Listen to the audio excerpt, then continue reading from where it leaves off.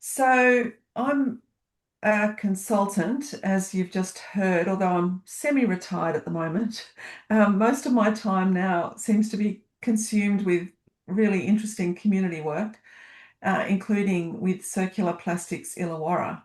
So I'm going to talk to you a little bit of, oh, sorry, a little bit about plastics, but I'm sure you all know as much as anyone about the problems with plastics, particularly with litter in the waterways and natural areas. So I won't dwell on that. I want to talk about us and where we came from, what we're doing, how we work.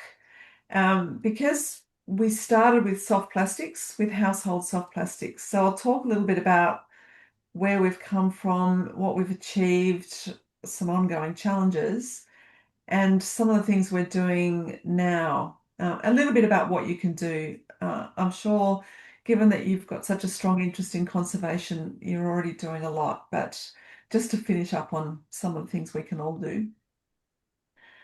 So plastics, I guess we could talk all night about the problems with plastics, but just very briefly, waste is the one that comes up most often. 3.2 million tonnes of plastic waste generated roughly per year, only 14% recycled. So that's pretty poor. And those numbers, the waste generation number is going up. The recycling number is also going up, but very, very slowly. So only 14% recycled. Most of the remainder is sent to landfill. We have a small amount of energy from waste or incineration, but mostly it goes to landfill in Australia. And you've probably seen stories in the media about landfill space being limited. Nobody wants a new landfill in their suburb or near their town. Our landfills are filling up, so it is becoming more urgent that we find ways to manage um, all of our waste, not just plastics. It's also linked to climate change, which you don't often hear about in relation to waste and plastics, but producing, using, and disposing of plastics generates greenhouse gas emissions, carbon emissions. There was a study done by the UN Environment Programme which said it was around 3.4 to 4% of global emissions linked to plastics. And that percentage, it's going to go up over time as we sort of decarbonise the electricity grid and transport. We'll see plastics making up a higher proportion. And in Australia, there was a great study done by WWF Australia and the Australian Marine Conservation Society looking at how plastics contribute to carbon emissions. And they estimated around 16 million tonne of greenhouse gases linked to plastics every year. And it's not all generated in Australia, that's from production. A lot of that happens overseas and from waste management, so landfill and recycling and other forms of waste management. So it's significant, and they estimated that was around equal to around 5.7 million cars emissions. So it's significant. Interestingly, they also looked at a few actions that we could take to reduce emissions. And so they modelled what about if the recycling rate was really high? But that didn't make a big enough dent on carbon emissions. So one of their big conclusions was we can't recycle our way out of this. We've got to address consumption as well. I won't dwell on the other issues, but of course, another big issue with plastics is how they end up in the natural environment. So litter, macro litter, microplastics, the aesthetic impact, the impact on wildlife, and so on. And that's certainly something we're starting to turn our minds to. And we're talking a little bit before about artificial turf, which is a big issue and I think an emerging issue that we have to deal with. So a little bit about Circular Plastics Illawarra. So we're not a registered organisation, we're a network of people, keen, enthusiastic, interesting people. We were set up really at the end of 2022. Many of you will remember that the REDcycle soft plastics recycling program in supermarkets collapsed, very high profile. It was in all the media. There were stockpiles. It was very disappointing because before then it had been a great program, quite an innovative program. So we got together, we had a community meeting. We thought some of us were keen to continue talking about this, and so we set up a little group. And since then, we've grown. I think our mailing list is now up to about 140 people, and we come from all over. We have a lot of just concerned citizens. We've got University of Wollongong academics, University of Technology of Sydney academics, reps from local councils, from the regional organisation, the Illawarra Shoalhaven Joint Organisation, are very active. We've got a couple of state government reps, local businesses, recyclers, social enterprises. So it's a real mix of people. There's probably 15 or 20 people who are actively engaged. A lot of people join our mailing list just to find out what they can do, what's happening with recycling. But we've got a core group that have been busy since the beginning, really. We've also got some students, which is great because they've got a lot of enthusiasm and they've got different perspectives to those some of us that are a bit older. But I guess the ages of our group range from university students up to the mid 80s. Some of the people in our group are in their 80s and still very active um, in what we're doing.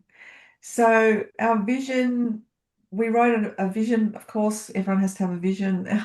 Our vision on our website says we want to see a circular economy for plastics in the Illawarra in which unnecessary plastics have been eliminated and all plastic products and packaging are either reusable or recyclable. And we use the word unnecessary because we know that plastics have an important role to play in everyday life, in clothing, in cars, in medical treatment, in housing. But what we want to get rid of is single-use plastics and unnecessary plastics. We usually hear about 3 principles for a circular economy. This comes from the Ellen MacArthur Foundation, who are pioneers in this space.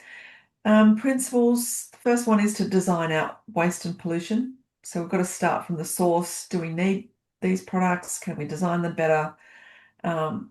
Circulate products and materials at their highest value and for as long as possible. So that's where things like reuse and repair come in. And thirdly, regenerating natural systems. So we have to work at all times to try to regenerate as well. So they're the principles. How are we trying to, before I do that, this just is a visual on the difference between recycling and a circular economy because they are sometimes equated. People talk about circularity and a circular economy when they're really talking about recycling. But if we start from the linear economy, which is what most of our material use is in still, we take resources, we make things, we use them, and we throw them away. We're starting in the recycling economy where we're starting to separate our waste and recycle much of it. I think in total we're up to about a 50% recycling rate for all of our waste in Australia. So still a long way to go. The circular economy goes a bit further. It goes further upstream to say, before we recycle, what can we reuse? What can we repair? What can we remanufacture? How can we reduce our consumption and become a bit more efficient in how we use materials? I mean, ideally, we'd like to see zero waste. It's probably not realistic to get to zero, but we'd like it to be a small number, not 50%. So we've talked a little bit about, and we've revisited this every year, like what can we do as a community group? We don't have any funding directly. We're not an organisation, we don't charge membership fees, we can't apply for grants, so we have to work with others. And so what we try to do and what we are doing is on that list there. We connect with organisations and individuals, and our network has grown, and it's a very, very interesting network of people. Fostering collaborations, building a network, identifying local solutions for plastic waste, including reuse, recycling, using recycled materials in manufacturing. So we are connected to what's going on nationally and internationally, but we're trying to translate that into our region. What can we do? What makes sense for us? Educating and inspiring the community and businesses to use less plastics, recycled correctly and buy recycled. So we are getting a bit more active in social media and giving talks and things like this. We do quite a bit of advocating for policy change, so bans or extended producer responsibility, mandatory recycling standards. So we have been quite busy sending off letters and meeting with politicians and so on. Importantly, we're also keen to build our knowledge. We want to make sure that if we're putting material out into the public domain or talking to politicians or talking to the community, that we have a strong factual base for what we're doing. And I think that's recognised by the people that we do work with. So I'll just go through some of the things that we have been doing and how we work. So we've now been going for 3 years. Yeah, so on the left there, very early on, because we were interested in soft plastics and we wanted to get soft plastics recycled again. So we wanted to build a system in the Illawarra where we can collect and recycle soft plastics. So in 2024, we got a whole lot of industry folk and government folk together to run a workshop so that we could find out what was going on, what's best practice, how can we link in with what's going on nationally. And that it's a funny photo because we started our big workshop. We had about 50 people. We were starting really well, technology was working, and then the fire alarm went. And it seemed to go on forever. So we ended up going outside and continuing out in the fresh air, which actually worked really well. That's one of our speakers there. We're also part of a bigger group called Circular Illawarra, and we ran a big meeting last year, and I'll talk a little bit more about that. That's going beyond plastics. So we have a bigger agenda because we want to see more reuse and recycling businesses in the Illawarra. We do like to engage with the public. We've got limited resources, but we do what we can. And these are photos from the Rotary Greenfest Sustainability Expo. We were involved in it last year. We're involved in it this year. This was Adrian's sister, Dillis, down at Corrimal Rotary, do a great job, and we were part of that that event. And as a result of that, we met a lot of people, and it was great to do that. We've been actively involved on the ground with recycling projects, and I'll talk a little bit more about that. We've been running some pilots with support from local government.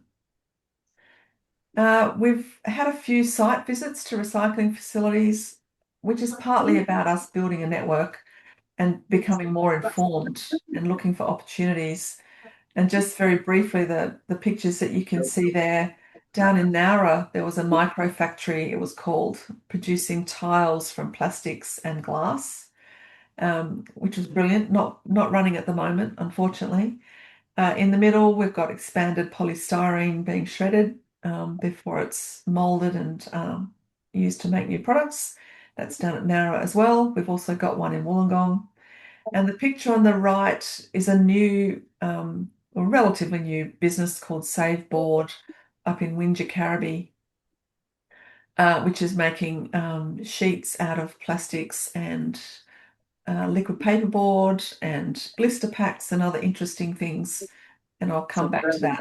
But yeah, it's something that we love doing. It's nothing like actually seeing places in operation. We did a microplastic survey with Corrimal Rotary, and that's collecting data on microplastics on the beach. And we're hoping, well, we are intending to do another one or two this year. Once again, it's building that knowledge base and talking, hopefully with a bit of authority because we can back it up with data. We've met with local politicians on the left there with Alison Burns, federal member, Stephen Jones, who is no longer the member, but we've met with quite a few others over the years. So soft plastics recycling, I did mention that this is where we started from. Our first objective was to try to get soft plastics collected in the Illawarra for recycling, because once Red Cycle collapsed, there were really no other options unless someone was happy to pay someone as an individual to do it for you, but we didn't have an option. So what were the challenges? Well, it's about 500,000, sorry, there's a zero missing there, about 500,000 tons of soft plastics. So this is, household plastics, industrial plastics, placed on the market. And the latest data shows that only 9% is being recycled. So that's a huge amount of material, high volume, 500,000 ton, a lot of it entirely recyclable. We've got limited recycling capacity, and the reason for that is most of it is not commercially viable to collect and recycle on its own. If it was commercially viable, people would be doing it, like aluminium, glass, cardboard, and so on. But it's very challenging to do. And partly that's because there's a number of reasons, but lots of different polymers, it's contaminated, sometimes it's coated with aluminium or paper. It's really complex. It's one of the most complex groups of materials to recycle. But there is some good news. Since 2022 and 2023, when the system collapsed, we now have a new industry group that's been set up, a stewardship organisation called Soft Plastics Stewardship Australia. They're a not-for-profit group funded by a levy on packaging. I believe they're going to have an official launch in July, so next month. So it's only new. And yes, as I said, they're charging companies to join. They have to pay a levy based on how much plastics they put onto the market. So this is great because this is going to put a lot of money into the system. It's only voluntary. We hope that it will become regulated. The Australian government is supposedly working on packaging reforms. It's much delayed, so we're hopeful that they'll come in. Reprocessing or recycling capacity, which used to be very small, is now rapidly expanding with a lot of funding from the federal government and the state governments and industry. So we have seen a lot of progress. That picture on the right there is a company called IQ Renew up in Taree. It's only been in operation a couple of years. It's a very high-tech sorting facility which takes mixed plastic, shreds it, washes it, sorts it into different polymer types, and produces grades of polymer to sell into the Australian market and export markets. So that's a huge development for soft plastics. So what have we been doing? So as I said, we do have local council reps in our group, and we have the Illawarra Shoalhaven Joint Organisation. So through them, we worked on a pilot to collect plastics from drop-off events in several different local government areas. So our joint organisation covers 4 councils: Wollongong, Shell Harbour, Shoalhaven, and Kiama. So we had one-day events where residents came in and dropped off their soft plastics. The picture on the left shows a couple of our volunteers, as well as one of the staff members from ISJO. The public were great. They jumped right into it with minimal promotion. We had no trouble collecting a lot of plastics. The plastics were weighed, they were baled. They went to Kiama Council Depot for baling. And then they were sent up to Sydney for initial processing. Then they went down to Melbourne to be made into a product called Tonoplas, which is an additive that goes into asphalt to make the roads more flexible, extends their life. Of course, it's not ideal for us to be sending plastics down to Melbourne, which is why, of course, we want to see processing up in New South Wales and preferably in the Illawarra or nearby. Anyway, the pilots were successful, showed the public were keen to participate. We collected a lot of data on costs and so on. We then ran some more pilots last year. We ran 4 one-day drop-off events, once again spread through the region, managed by ISJO. We got support from the Soft Plastics Stewardship Australia, the industry stewardship group. So that's another connection that we've made, and they're an important supporter of ours. The plastics were bailed by a social enterprise down here called Flagstaff Group and transported up to that new facility that I talked about in Taree for sorting and recycling. The other thing that's happening is that Flagstaff now has an ongoing collection service for soft plastics. So apart from those events, we now have a drop-off service, particularly for larger volumes of soft plastics, which is brilliant. And we love to support a social enterprise. Flagstaff employ a lot of people with a disability and do a great job. The other really brilliant news is that we now have retail collections back again, which is huge. So Woolworths stepped up and now have collection bins in all of their stores. There have been some hiccups. If 1 or 2 of your local stores don't have them, let me know. We are in touch with Woolworths. We have been feeding back any problems that have come up, and they've been very responsive. They have experienced problems with contamination, with bins not being collected off enough, the sort of hiccups that you would expect with a big national program. So this will become part of that big national soft plastics recycling scheme, but we give Woolworths full credit for being the first to jump in and roll this out nationally at a cost, I might add, a huge cost. So this is for household soft plastics. They have to be clean, they have to be dry, and of course they have to be empty. But yes, so we're gradually spreading the word about that, but I don't think they're having any problems getting material. Many people in the community were keen to get back in with recycling. I mentioned the drop-off service at Flagstaff. There's a picture of the team there. It's a bit far from Oatley, but we're lucky to have this service. So the question we get asked all the time is what happens to the plastics once they're collected? So I mentioned Taree, IQ Renew, and the picture below that on the left shows the products that they sell. They sell shredded plastics and they sell pellets ready to go into manufacturing. They are going into all sorts of products. They're going into shopping trolleys, pipes. Some of it's going back into packaging, a whole lot of products. Save Board, the one that we visited recently, you can see a few of their samples there. I love the look of it myself. It obviously looks recycled. The green speckly material is being used by Woolworths. That's a Woolworths colour. They're selling it. It's not a water resistant product, so it's not so much to go into your bathroom or kitchen. It's really to replace plasterboard or cement sheet in sort of non-wet areas.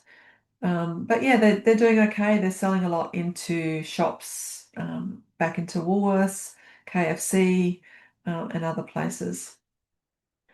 And some of it, so the Woolworths material is going to Save Board, and it's also going to Replas, which is a company with factories in Melbourne and Ballarat.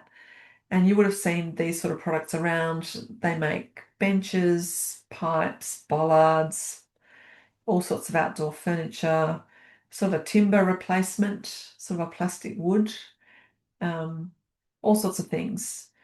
There are a few other companies making products. The toner plus that I mentioned earlier is made by a company called Close the Loop in Melbourne.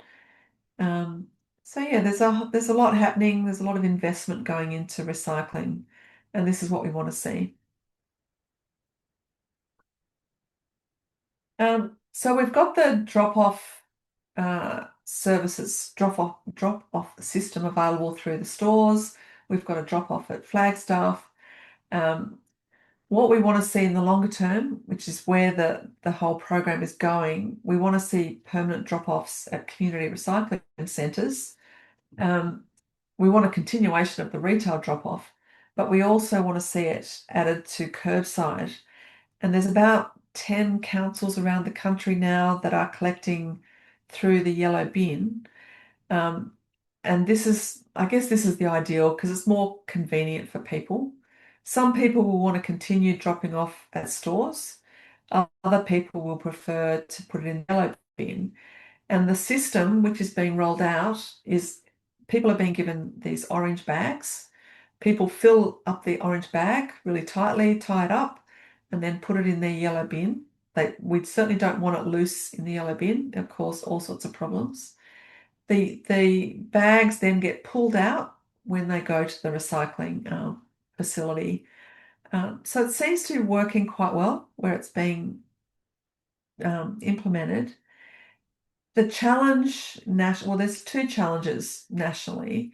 Soft Plastic Stewardship Australia is rolling out a national program. So they'll be rolling out more retail drop-offs and more curbside collections. There are two challenges. One is it has to be paid for. So this is why they need companies to sign up, which is why we need regulation. The other challenge is making sure there are enough end markets.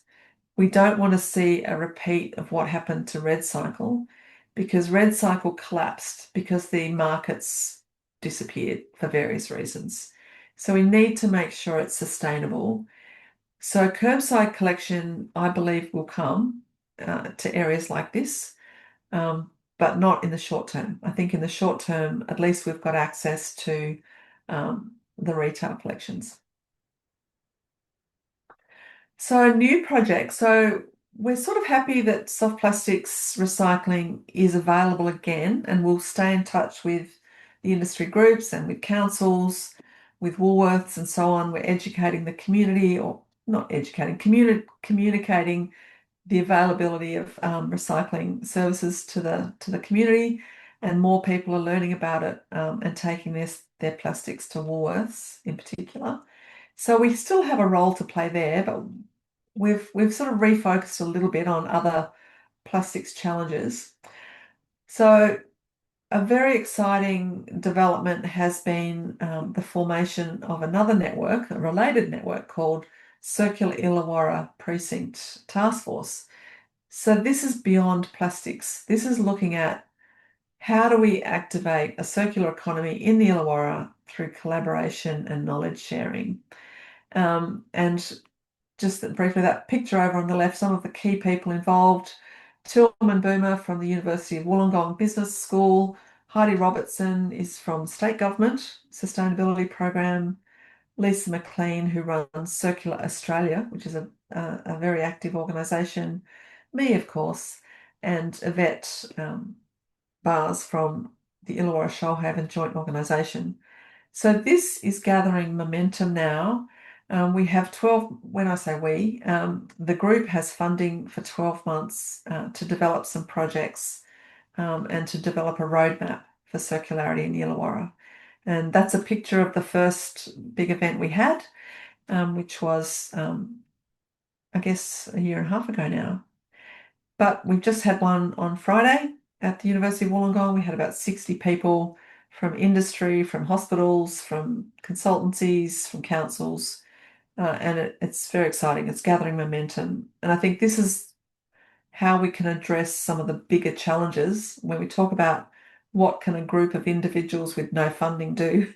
I think what we've managed to achieve is through collaboration with some of those groups who've got more resources and more funding than we have, but our network has been critical to making these things happen. Now, this is one of our other bugbears, expanded polystyrene waffle pods. Now, these are a huge litter problem. So I didn't dwell much on litter at the beginning, but these are the pods that are put into in construction into the slabs under houses.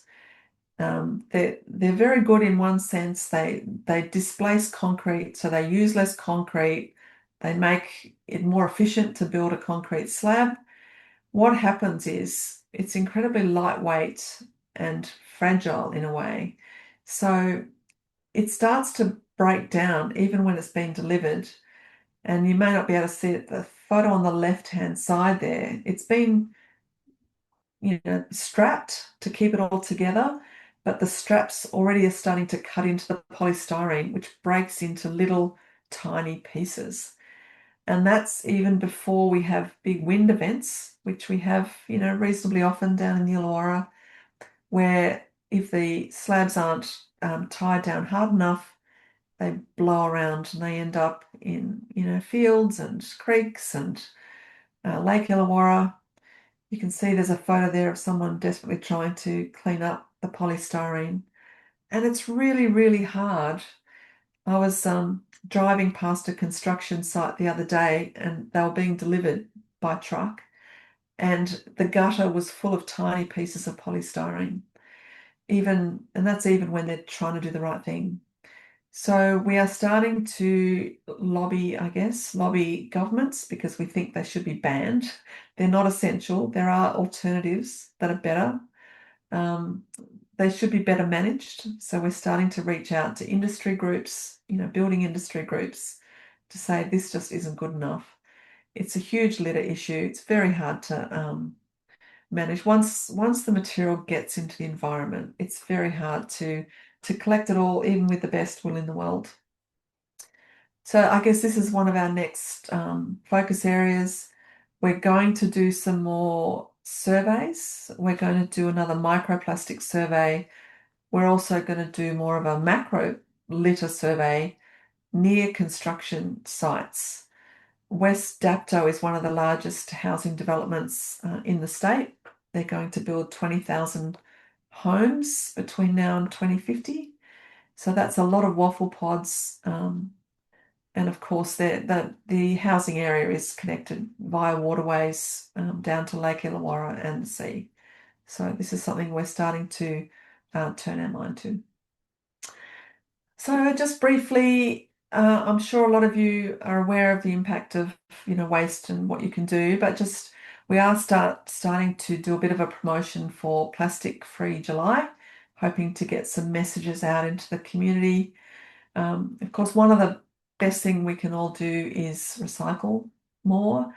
There's still a lot of confusion in the community about what's recyclable and what's not recyclable.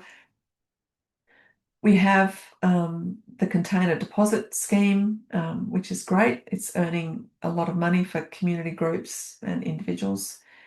Of course, we've got curbside, the yellow bin. People are still confused about what they can put into their yellow bin. Basically, in almost all councils now, it's any rigid plastic can go into the yellow bin, not soft plastics, but certainly most rigid plastics. Community recycling centres, that's a picture of the one down at Nowra, which is a very well organised CRC. Bunnings collecting plant pots still. They go off to manufacturers to get made back into plant pots and other things. Blister packs, Pharmacycle run a national scheme. You can drop them off at selected pharmacies and so on. Some of them are also going into that save board that I showed you before. Soft plastics, if you're working for a business or an organisation with generating a lot of soft plastics, there are companies that will collect it, or there are some drop-off options. So we need to recycle as much as we can, but as I said earlier, we can't recycle our way out of this problem. We need more recycling. We need to get better at recycling, but we also need to reduce our consumption. So consuming carefully, reducing use of unnecessary plastic packaging. Our group recently made a pledge for Plastic Free July, where you can upload pledges, picking one thing that we can do in July. And our group decided that we would focus on using less plastic, or bringing back less plastic around fresh produce from the supermarkets. I think it's tempting just to pick up a bag of already packaged, products.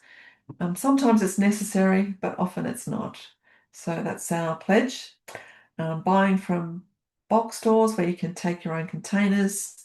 We have a great co-op down here called Flame Tree where we can take our own containers. There are other retailers like The Source where you can take your own packaging to refill. Reusing as much as possible. I still get frustrated when I see people with, single-use coffee cups in particular. We were getting so good at using reusable cups before COVID, and now we've gone backwards, unfortunately. We need to keep pushing that message. In Australia, we use billions of single-use coffee cups every year. Yeah, as I mentioned, recycling. There's a great app down here called Our Waste for Wollongong Council, but there's another app which is brilliant called Recycle Mate, which is national, and that helps you find where to recycle your soft plastics, what goes in your yellow bin, how can you recycle, other things as well, your computer or your all sorts of things. It's a brilliant app which I would recommend.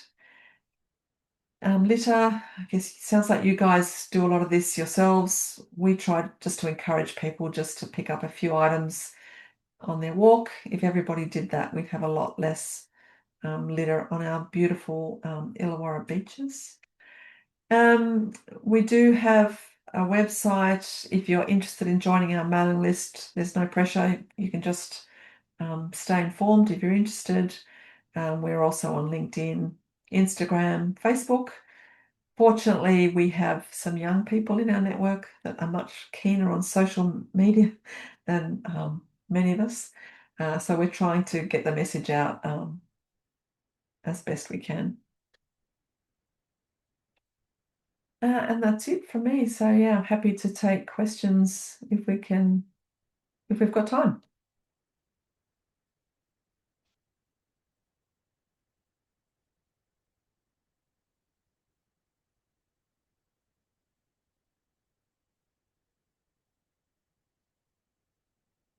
You're on mute. I can't hear anything.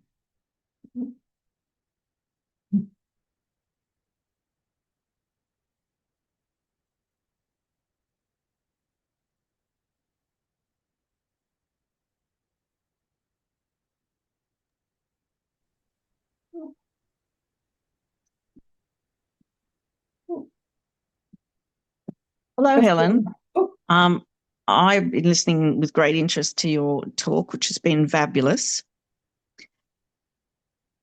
Are you able to hear me? yes, I can hear you. I can't hear the chair, but I can hear you. Fine. Is there any hint of what regulations are being proposed by the government that will ensure the actual reuse of all these plastics that are collected either through your system or through any of the other collection agencies? Yeah, that's a good question. We've got more than a hint. The government's been working on this for several years now. Tanya Plibersek was close to bringing in reforms, didn't happen, but we are told that the reforms are coming in this year. It just depends how brave they're feeling. The draft or the proposed regulations were to require industry to fund recycling, so mandatory product stewardship, where they would have to join a group like Soft Plastics Stewardship Australia. There are others that will be set up. So we are hoping they're still going to do it to mandate product stewardship. So mandate every company that puts packaging on the market has to not just look at design, but they also have to help fund reuse and recycling. They are also developing a recycling standard, which we hope will be mandatory, which will say things like if you're putting soft plastics into the market, it needs to be designed in such a way that it can be easily recycled, or whatever packaging it is. It has to be designed to meet a certain standard. We already have that; they are already in place in Europe, and they're quite strict. So we are hopeful that they will come in. I think they're the two main. The other main thing they're looking at is a national curbside standard where every council would have to with some, there'd be some variation, but would have to allow certain things into their yellow bin to make it easier for people if they're moving around, that what's recycled in one local government area is the same as the next, more or less. So they are apparently close. The minister has been saying that they're close. So fingers crossed. It would be a game changer. It would really be a game changer.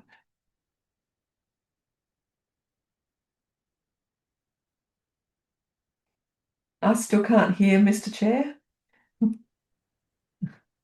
Hi, I have a question. Yes.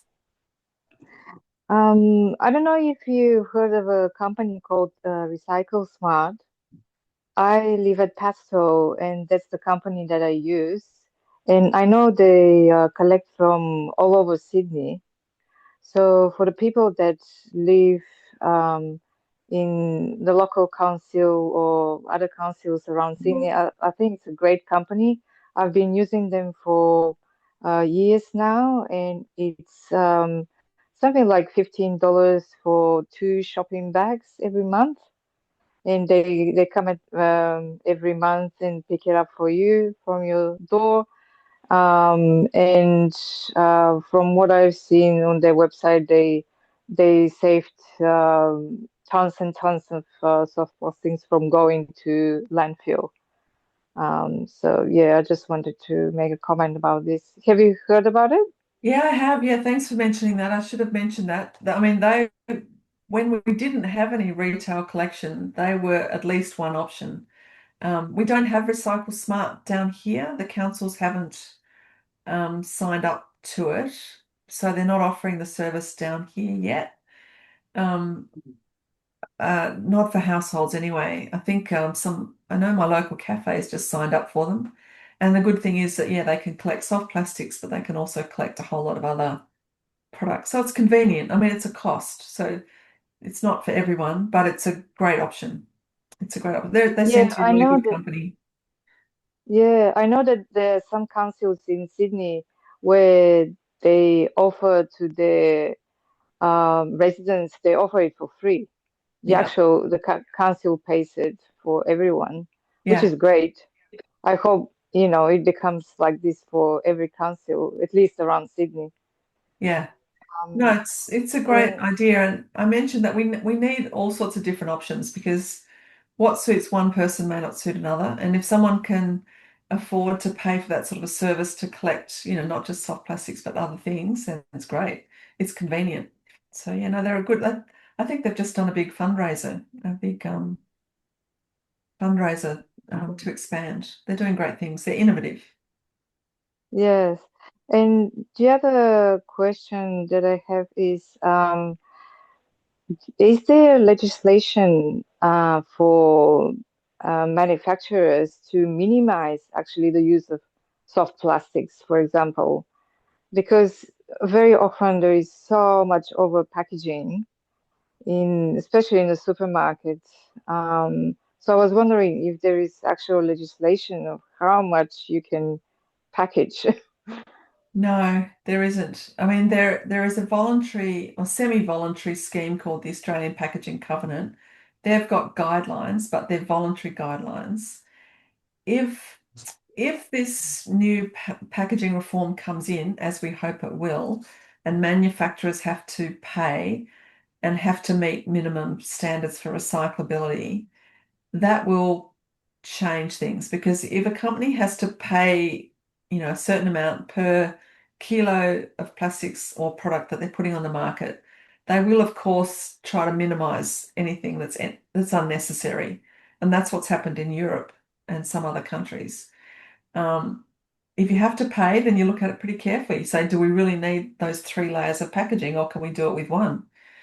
But no, Yeah, mostly at the moment it's voluntary. So the good companies are doing good things. A lot of companies are not. But we live in hope. yeah. Thank you for the work that you do. It sounds amazing. Yeah, no. Um, for a network, yeah, as you said, you're not even an organization. You don't have a budget, so it's It's amazing what you do. yeah, we We call it soft power. That's right. That's right. Okay.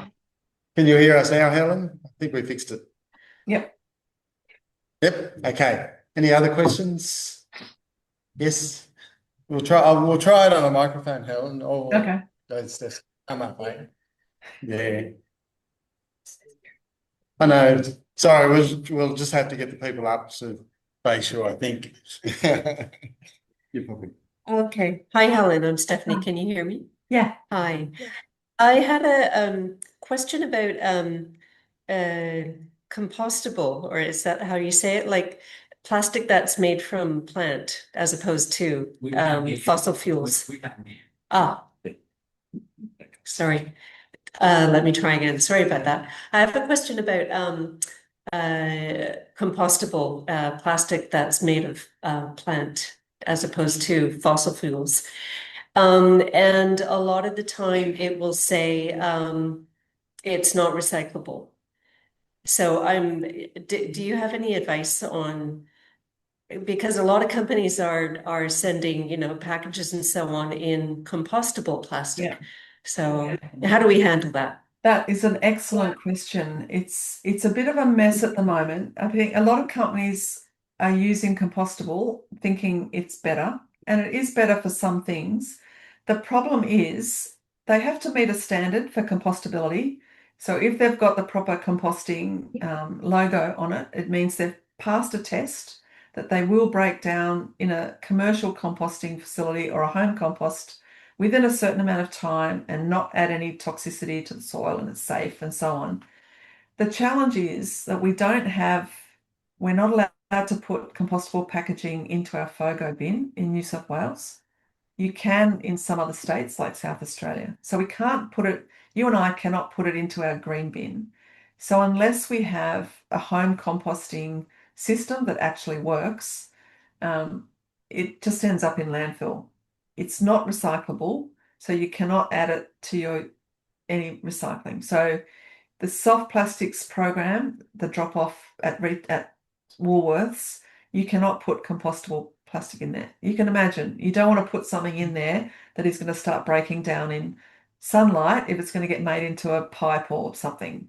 So it's not recyclable. In New South Wales, at least, it's not compostable unless you've got an effective home composting bin.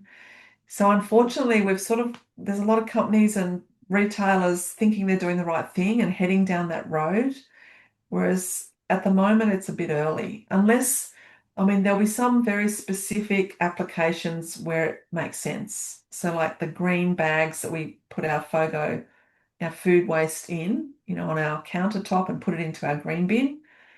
We're allowed to put that into our green bin, and it's a way of encouraging people to compost. Apart from that, they've got benefits in one sense, in that if they're made from plants, that's great. We want to see more plastics move away from fossil fuels and get made from, sugar cane or, potato peelings or whatever. But it's not really a solution at the moment, and I think we're going to start to see it restricted a bit more. New South Wales EPA is very risk averse, which is why they've stopped people putting it into their bins. They're concerned about PFAS, the chemicals that are used for fast food packaging and other things. They're worried about microplastics if it doesn't break down fast enough. So I think perhaps more worried about PFAS and other chemicals than microplastics.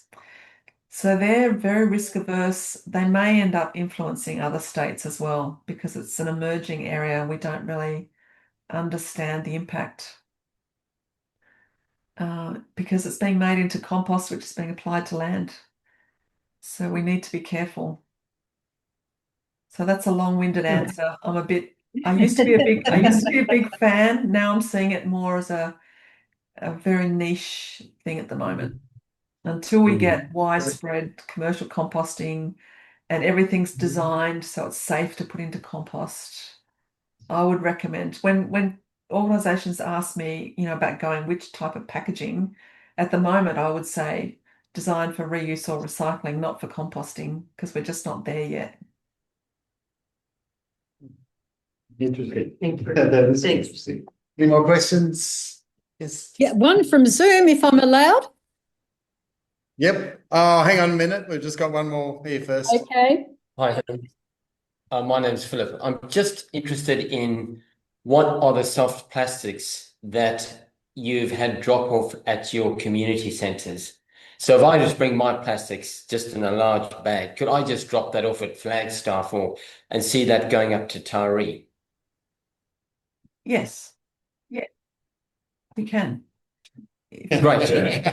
But One can of I my just plastics. can I just add something? You need to check their website. It's limited. It's not on Fridays. I think it's Monday to Thursday and Tuesday and Saturday morning. It's only between 4:15 and 4:45.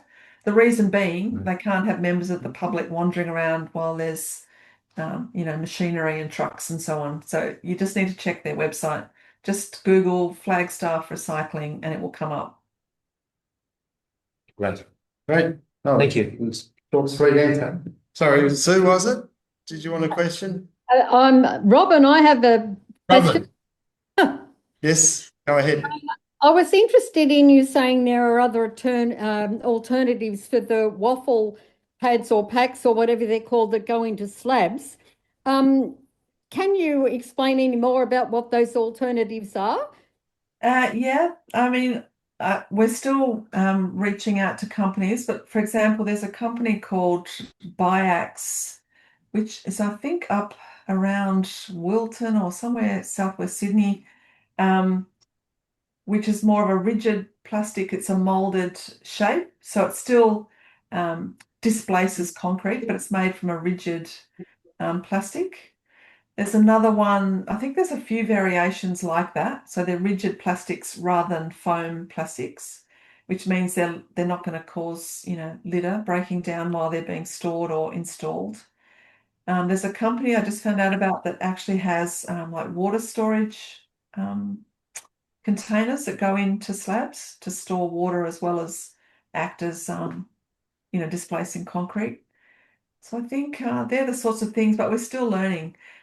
One of the other benefits, another problem that's just emerging is when slabs are pulled up. We're starting to see slabs pulled up when houses are demolished, and some of them have got polystyrene. There is no system in place to manage that polystyrene when they're demolished.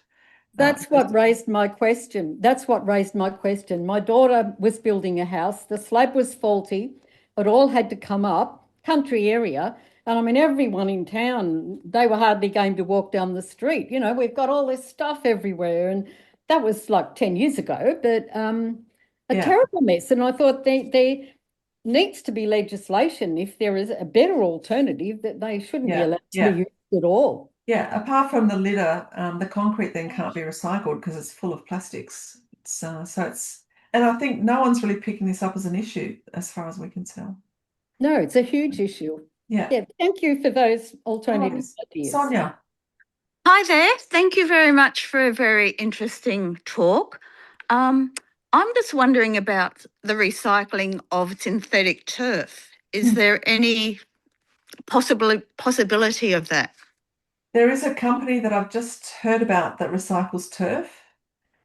They're down somewhere on the Murray, I think. I can't remember which town they're in. They've only just set up and they're recycling synthetic turf. So that's the first I've heard. I think they've only just been set up. I can share the details with Adrian after this if you're interested. But yeah, I've just found out. But it'll be at a cost, so councils will have to pay them to obviously recycle it. Okay, thank you. Anyone else? Scott? Oh, sorry, Adrian. Just on that point, Sonia, the name of the company is Reform, and they're down in Barnabother. I shared that information with Helen. That's where I found out. That's right. Yeah, there's a possibility that when the end of life comes for the synthetic turf pitches, they can all be recycled, the sand, the rubber crumb and the plastic blades. These guys are in business and they've actually just recently, quite a few projects, but the recent relay of the synthetic turf pitches in Kirrawee, there's 790 tons they pulled up and put it onto something like 22 trucks, trucked it down to Barnawartha on the border of New South Wales and Victoria, all recycled. So yeah, that's underway. Yeah.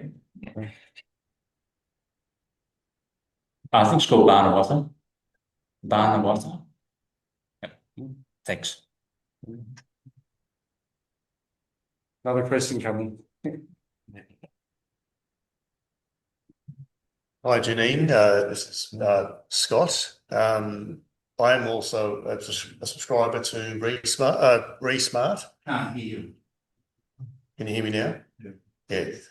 I'm also a subscriber to Resmart, and I sat in on their webinar about the public fundraising, and I believe timing-wise, don't remember the timing, but they are opening in the Illawarra.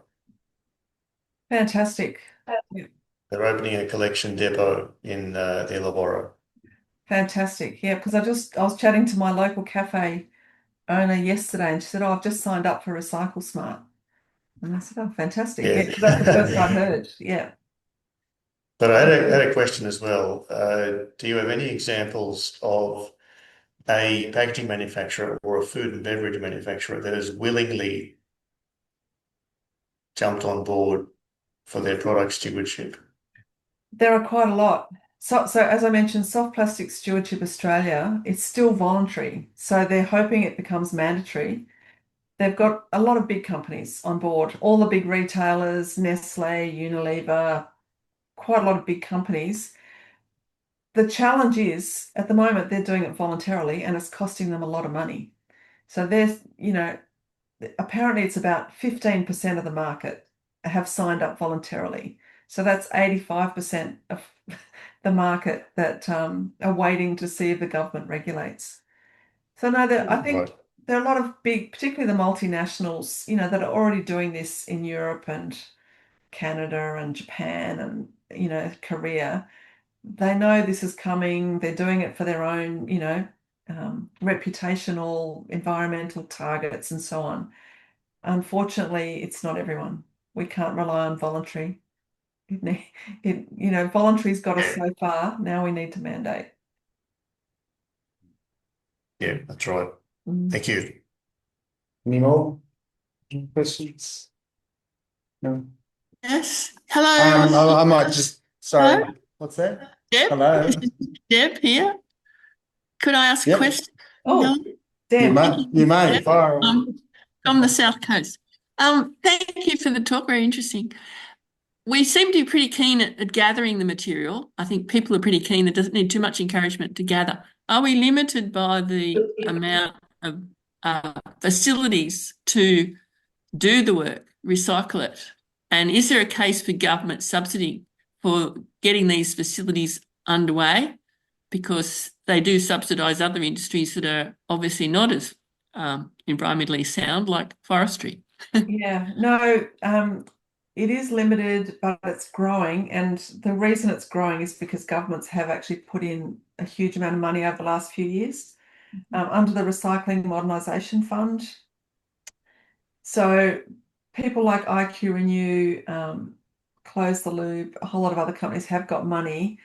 So it's really helped because, as I said, it's really hard to make it stack up commercially. So there has been a huge amount of money. I don't think that's the problem. So we have capacity expanding. We've got more companies coming on stream. The next challenge is to make sure people are buying their products, which comes back to procurement. So I think that's the challenge now. It's companies like IQ Renew making good products now. Their challenge is to get companies to buy it. And at the moment, virgin plastics, new plastics, are much cheaper than recycled plastics, which is difficult. So that means either companies have to think, oh, okay, I'm going to do the right thing. My customers want me to make my packaging out of recycled plastic. Or we need governments to mandate recycled content. And that's something else that's been flagged, but it's very difficult for them to implement. So yeah, I think with soft plastics in particular, we're now getting the facilities in place. The next step is to make sure they're commercially viable by getting councils, big businesses, hospitals, universities, manufacturers buying it back. Because otherwise it's not circular. It's still just being, recycled. So I think, 3 years ago, the problem was we didn't have enough recycling facilities. Now the problem is we just have to make it work financially. We need regulations to back it up. Okay, thank you. Good. Any more? Any more? Just one last comment on that last question, I guess, is do events like the recent oil crisis, the war, help you make those facilities more commercially viable? Yep. Yep. Oil price going up means virgin plastic prices are going up. And also, it's a bit like COVID. It makes people focus on resilience and the need to manufacture more locally. If we don't make much plastics in Australia anymore, but if we recycled more, then we would have a supply of recycled plastics, which helps make us our manufacturing more resilient. So yes, it has had one tiny benefit. Yep, it does. Okay. That it? All right, Helen, I think Stephanie's going to say a few words to you. One more question, sorry. Must have been interesting. You've had a lot of questions. Hey, Dr. Lewis, how do we rate compared to other countries near us, like New Zealand, Singapore, but even overseas? How far have we progressed at managing soft plastics? That's a good question. Okay, we're well behind Europe, not surprisingly. I don't think we're not too far behind. We're only behind in terms of regulation. I think we've got innovative companies, we've got product development, we've got the systems in place. I think where we're behind is not making it mandatory. And compared to New Zealand, mandatory. Are they further ahead? They're not mandatory either. So no, they're not further ahead on this front. I think the ones that are leading are the European Union countries, Canada, Taiwan, Korea, Japan. They're really the leaders. We're laggards. Probably not as bad as America in general, but a lot worse than Europe. But they're going to be a lot more demotivated after next Saturday morning. Yeah. Thanks, Dr. Lewis, and congratulations on the work you've been doing for the last 3 years. Yeah. That's okay. Hi, Stephanie again, Helen. Oh, sorry. Hi, it's Stephanie again, Helen. So I've been voted to say thank you very much for your time to speak to us personally. I feel sick when I know that 90% of whether it's recycled or rubbish, is plastic. And so I'm sure everybody else in the room is a similar situation. It is a huge problem for sure. I'm also hearing you say the word mandate. My word for that is political will. And I also personally agree very strongly that as volunteers, all of the effort that you put in, you have to have government backing and political will for this to work. So I wish everybody all the best that we get out of this nightmare of plastics. Thank you again. Okay, you're welcome.